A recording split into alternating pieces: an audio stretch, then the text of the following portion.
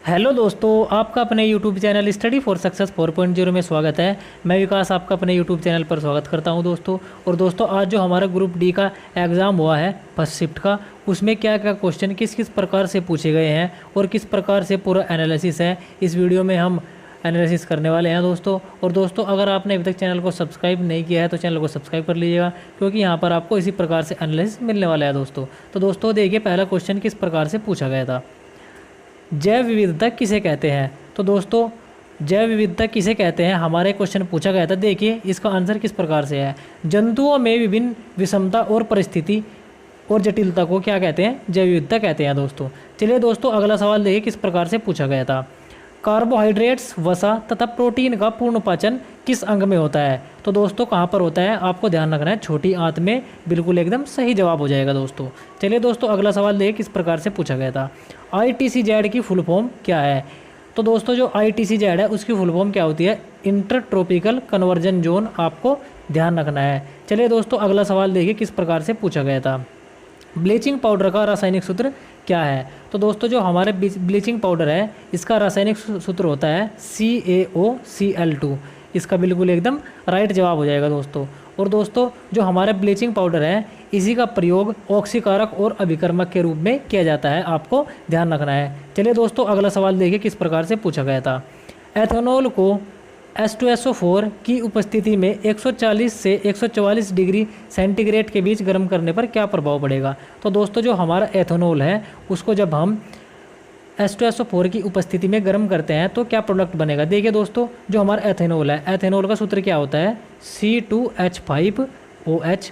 और दोस्तों, जब हम इसे H2SO4 की उपस्थिति में 140 से 144 डिग्री सेंटीग्रेड पर गर्म करते हैं तो हमारा क्या प्रोडक्ट बनेगा, CH3CH2 सिंगल बॉन्ड CH3CH, और दोस्तों प्लस में बनेगा H2O, आपको ध्यान में रखना है। चलिए दोस्तों, अगला सवाल देखिए किस प्रकार से पूछा गया था।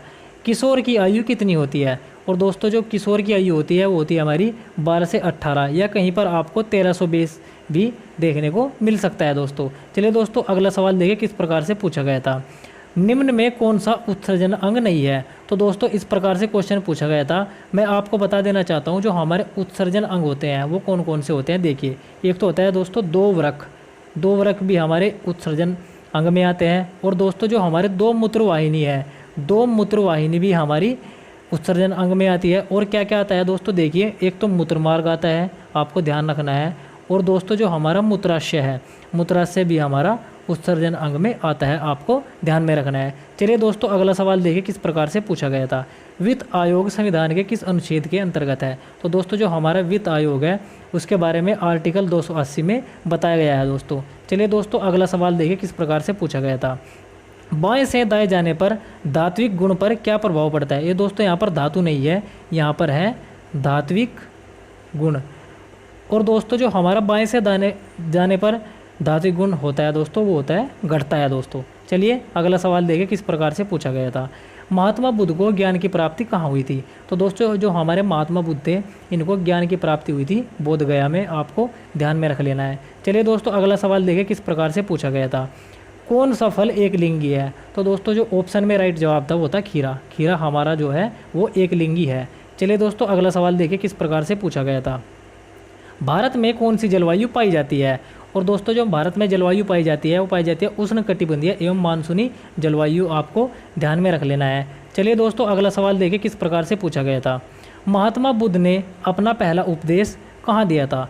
और दोस्तों, जो हमारे महात्मा बुद्ध है इन्होंने पहला उपदेश दिया था सारनाथ में। और किस भाषा में दिया था, ये दिया था दोस्तों पाली भाषा में, आपको ध्यान रखना है। और दोस्तों, मैं आपको महात्मा बुद्ध जी से रिलेटेड और कुछ क्वेश्चन बता देना चाहता हूँ। जैसे महात्मा बुद्ध का जन्म आपको ध्यान रखना है कहाँ पर हुआ था। जो इनका जन्म है दोस्तों वो हुआ था लुम्बिनी में, आपको ध्यान रखना है कहाँ पर हुआ था, लुम्बिनी में हुआ था दोस्तों। और दोस्तों, ये किस गणराज्य के थे, ये थे दोस्तों शाक्य गण के। और आपको ध्यान रख लेना है जो इनकी मृत्यु है वो कहाँ पर हुई थी। इनकी मृत्यु है दोस्तों वो हुई थी कुशीनगर में, आपको ध्यान रख लेना है।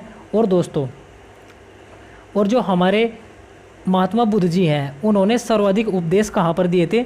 सर्वाधिक उपदेश दोस्तों इन्होंने दिए थे हमारे श्रावस्ती में। आपको ध्यान रख लेना है। अगर आपसे पूछ लिया जाए कि महात्मा बुद्ध जी ने सर्वाधिक उपदेश कहाँ दिए थे, श्रावस्ती में दिए थे दोस्तों।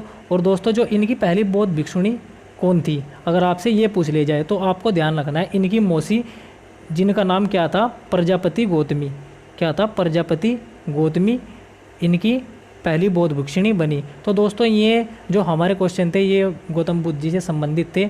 और दोस्तों अगर आपको वीडियो अच्छी लगी हो तो वीडियो को लाइक कर देना और चैनल को ज़रूर सब्सक्राइब कर देना दोस्तों, क्योंकि यहाँ पर आपको इसी प्रकार से एनालिसिस मिलने वाला है दोस्तों। तो दोस्तों मिलते हैं अब किसी और वीडियो में, तब तक के लिए बाय बाय, टेक केयर, जय हिंद दोस्तों।